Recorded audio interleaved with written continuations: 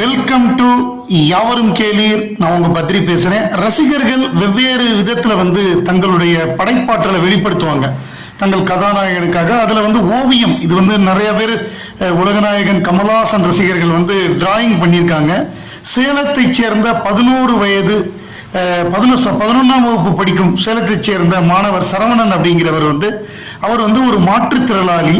அவருக்கு வாய் பேச முடியாது, அதே மாதிரி காது கேட்காது, செவித்திறனும் கிடையாது, பேச்சுத்திறனும் கிடையாது. அவர் காப்பி குட்டையை வைத்தே உலகநாயகன் கமல்ஹாசன் அவர்களுடைய ஓவியத்தை வரைஞ்சிருக்காரு. பிரமாதமா இருக்கு, பக்காவா. அப்படியே அந்த விக்ரம் ஏஜென்ட் விக்ரம சூப்பரா வரைஞ்சிருக்காரு. அவருக்கு நம்முடைய வாழ்த்துக்கள்.